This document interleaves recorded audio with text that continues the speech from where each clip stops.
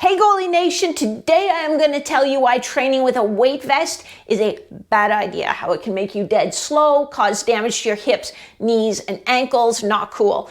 But I'm also going to tell you when it's a fantastic training tool and show you exactly how to use it to build some of the strength, speed, and power you need on the ice, helping you win more games with fewer injuries. I better get in my gym kit.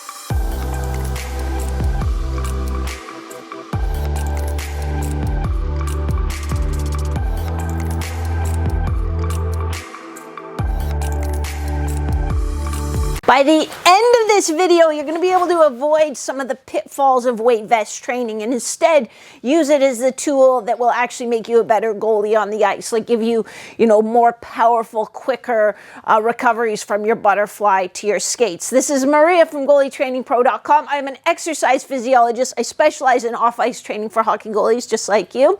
Let's start off with what not to do first, and then I'm going to show you the exercises that are going to really help. The number one thing to avoid using a weight vest, and I see posts on Facebook all the time, oh, I just got this new weight vest and I'm going to wear it when I go running to make it harder.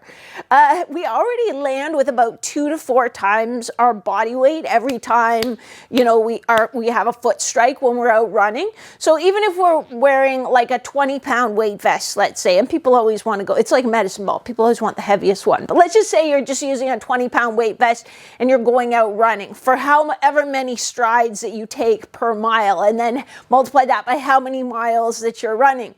And then take that 2 to 4 times your body weight. So if we've added 20 pounds to your body weight and now you're landing with 40 to 80 more pounds with every stride, can you see how we're adding extra wear and tear to our ankles, our knees, our hips, and our back? We're already playing a sport that is pretty tough on your hips and knees and sometimes on your back, as some of you have already felt. So let's not add that to our off-ice training. Plus, when we think about it, if we want to make our running harder and more productive, how about we run faster? Because when you run, you're not really going through a whole lot of hip, knee, ankle flexion and extension. You're just kind of running along when you go out for like a 3-mile run. So adding extra load, it's going to make it a little bit harder. Maybe your legs are going to get more tired, but they're not getting tired in a goalie specific way. So if you want to make your running harder and translate onto the ice, run faster. So build a little bit more of that high-end aerobic capacity, sort of on that anaerobic threshold, or find a nice hill or stairs to run. So now we're getting a little bit more glute involvement. We have to actually do more work. And I don't just mean conceptually, I mean mathematically we're doing more work because we're moving our mass over a distance, over a vertical distance. So way, way better options than a weight vest.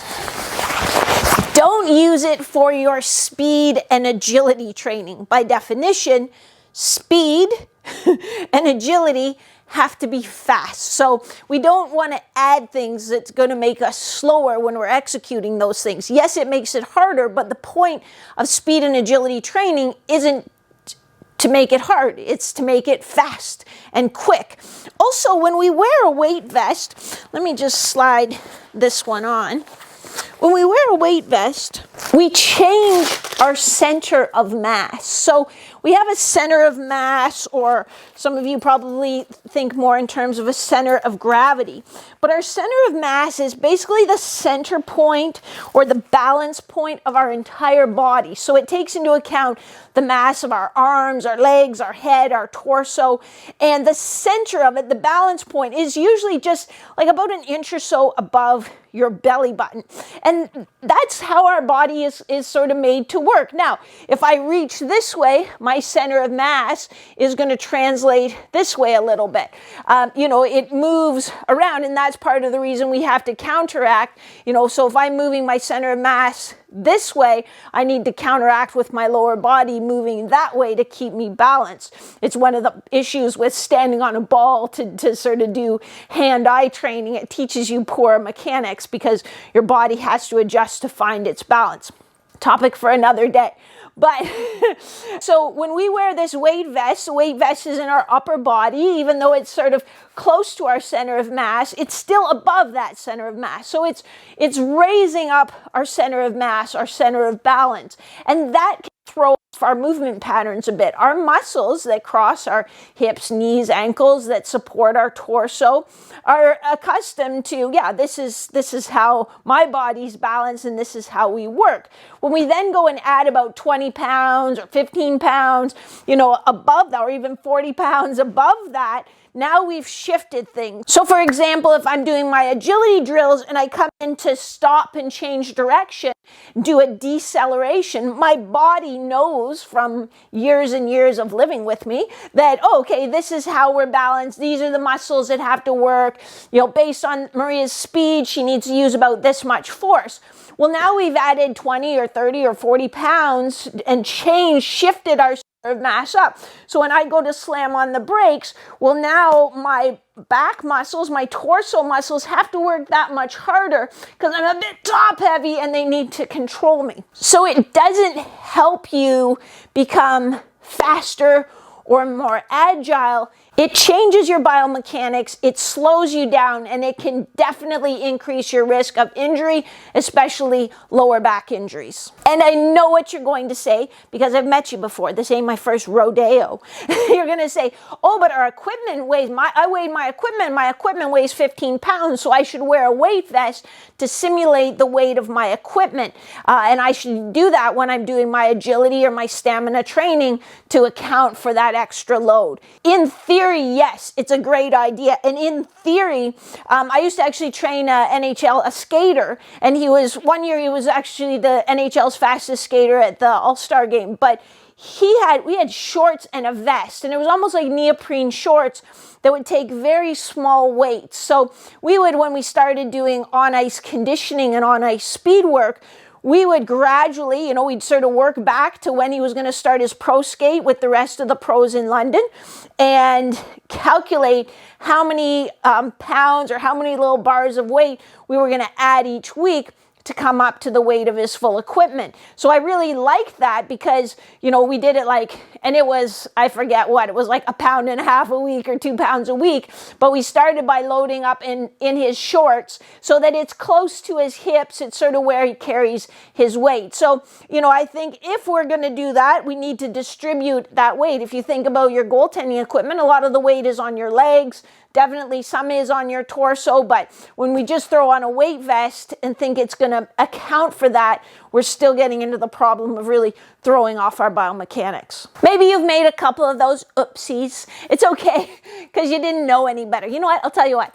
If you hit the like button right now, all will be forgiven. You'll be good to go. Now let's talk about what you can do with the weight vest, because it is a good training tool. We just have to use it properly. A great time to use the weight vest is for some of these vertical horizontal drills or VH drills that we've been working on. And by that, I don't really mean reverse VH, so I'm not referring to the position of my legs.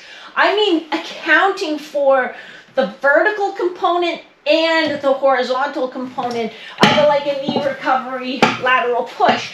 We've worked a lot on the horizontal component, the lateral pushing component, but as I mentioned earlier, the weight of your gear is a real thing. So we do want to account for that, and this is a perfect time to use a weight vest to account for the weight of your gear, because we're doing low volume, high intensity, high quality reps when we do this. So there are a bunch of vertical horizontal drills. I can't remember if I've made a video about that yet. I don't think I have. So if you want me to, explain it a little more and give you a whole selection of drills that will help you with that, just drop a comment below and I'll get on that for you right away. But a perfect example is, if I'm here and I'm going to do a rotary lead with a knee recovery lateral push. So rotary lead, knee recovery lateral push. I've got this vertical load in addition to just the pushing laterally. Because when you're on the ice, it's that up and down that will just burn your legs so fast. So let's look at that at a little quicker speed. Rotary, boom, boom, and back down. That's a bit heavy. So we get a rotary lead, I also like the weight vest for this one because it keeps my hands free. So if we were wearing the resistance, I'm using the Anchor trainer, you could use a resistance band, whatever. If I had it anchored around my hips, then I could hug a weight plate and do that same motion. But wearing the vest leaves my hands free. I can add that rotary stabilization or rotary lead component to that drill. So right away you can see how that's going to translate way better to what you're trying to do on the ice. It's not going to cause as much wear and tear because we're not adding a landing impact. We're just driving out of the bottom using that weight vest to add the horizontal component to our knee recovery lateral push. This one is probably going to surprise you a little bit, but I think that the weight vest can be a great tool for doing plyometric training. Here's a little secret about a weight vest. You can take out the weights, so it doesn't have to be a 30-pound weight vest. You can slide in, 5, 8 pounds, just enough to give a little bit of overload when you do your plyometric drills. Now you're going to say, oh, but Maria, you said that the landing forces of running was going to be bad for your hips, knees, and ankles. Yes, that's right, because think of how many impacts you take when you go for a run. It's a lot. I haven't counted, but it's a lot, I'm going to say, compared to how many landing impacts you have when you do your plyometrics. It's, we're probably going to do a volume of maybe 100, 120 foot contacts max in a plyometric workout. Usually the volume is about 4 repetitions per set. So it's completely different and it can add that little bit of overload. I'll give you a couple drills that I really like it for, but a word of caution. If you are trying to do it with a heavy weight vest, heavier is not better. And if that weight of the weight vest is slowing you down at all, then you're not getting the max benefit from that drill. You're trying to build speed and power, so make sure that you're moving explosively and quickly. 2 drills I really like it for. One is just a squat jump. So normally we would hold dumbbells. This, again, just frees up your hands. You can just go right into your squat jump. When you do any plyometric exercise, those jumps need to be linked. You need that stretch reflex to be triggered. So wearing the weight vest, it's just here, up, up, trying to get off the ground as fast as you can, keeping your good mechanics, keeping your good knee alignment. Your kneecaps shouldn't be winking at each other each time you go to jump. Another great plyometric drill for using the weight vest is just a knee down vertical jump. So again, it simulates that power we need coming out of the butterfly, which is very, very different from our top down power. When you do this one, make sure you're not smashing down on that back knee. I'm gonna get over this front leg, be strong in my torso, because the weight vest will put a little more load on my torso. So I'll brace a bit with my abdominals, drive up, down, up, down, up, down. And I'm trying to get up and down as fast as I possibly can. This is about a 15 pounds that I have in this weight vest right now. It's a 30-pound weight vest. I've taken plates out. This is a little bit heavy. For me, it should be about 5 pounds for that drill. And the third drill, I really like it, is for single leg squats. Sometimes your hands just get tired holding the load. At Revolution, we had athletes who could hold 80-pound dumbbells and still do single leg squats. So 160-pound single leg squats. That's pretty tough. Their hands would give out before their legs did. So for them, we would fire on a 40-pound weight vest and then cut down how much they had to hold in their hands. So I'm not up to the 80-pound dumbbells yet myself. I'll just use 60s, but or 20s. But you can see how, so if I've got 15 pounds in this weight vest right now, and then I just have 10-pound dumbbells in my hands, so now I'm getting 35 pounds of resistance, and then, it lets me do my nice single leg squats without just my hands getting tired before my legs give out. I'm gonna hit you with a bonus tip in about 30 seconds, but improving that explosiveness out of the butterfly back to their skates, or even moving from the butterfly, that's one of the biggest changes that goalies in the Turning Pro coaching program notice in the first 4 weeks. It's transformational to their game. So using the weight vest is a great way to impact that. And you don't have to have a weight vest. As I mentioned earlier, we can hug a plate or hold some dumbbells. There are ways we can do it. It's a nice to have. It's not a need to have. So if I'm just starting my home training gym and I'm thinking, oh, what's some good equipment I can get so I can be a better goalie? Weight vest is not at the top of my list, but I know some of you have it kicking around in the basement or the garage, and so I want to make sure you know how to use it. Here's your bonus tip. There is a gray area, because I know, again, I know what you're thinking. It's like I'm inside your brain. You're thinking, what about using that on the ice to make my on-ice workouts harder? So here are the questions you're going to ask. Is it going to be harder on my back? Is it going to shift my center of mass? Am I going to lose some speed because I'm wearing the weight vest? So if you're going to add wear and tear to your back, if you're going to shift your center of mass in ways that could add more overload to certain muscles, if you're going to be slower, if you're going to be adding more wear and tear to your joints, then it's a bad idea. Would I consider using it for an on-ice speed session where goalie isn't wearing their chest protector? We're simply using it to add that horizontal component. A few weeks ago, I did a video with on-ice power exercises working on some of this similar stuff, but on the ice. In that case, I think it could be used productively if you've got the volume and the exercises, the workout designed properly. Because those types of workouts are much lower volume and more geared towards deliberate practice than just going out for a goalie session. If you didn't see that video with the speed drills, I'll post a link somewhere, definitely one in the description, so you can go check it out, because it'd be great drills to add to your next on-ice session. The bottom line is we never add a weight vest or any other tool just to make it harder.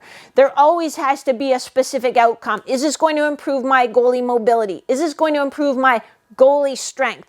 Is this going to improve my goalie power and quickness? Is this going to improve my goalie stamina? Those are the questions that we're asking. Is this going to help me stop more pucks? Just making it hard there isn't a direct relationship. And now it's the time for you to hit that like button. I put out new videos every single Wednesday around noon. If you subscribe, that's a bonus. If you subscribe and hit the bell, that means you get a notification, so you know about new videos before anyone else. So that's probably a really good idea to do right now. And now I'm going to put you to work. Do you have any equipment sitting around in your garage or basement that you're just not sure how it fits into your goalie training? Maybe it's a stability ball or a balance board or like a thigh master or something like that. Don't worry, I won't tell. I will tell everyone. But drop it in the comments below, and I'll put together a video showing you how you can use that piece of equipment, or the most common ones that people plop in. If it's something that's just like, yeah, that has no use and no value, I'll just kind of let you know that in the comments, and that's okay. You don't have to feel shame, but let's keep going. Let's use what we got. Let's find a way to get one day better. That's our mission. I will see you next time.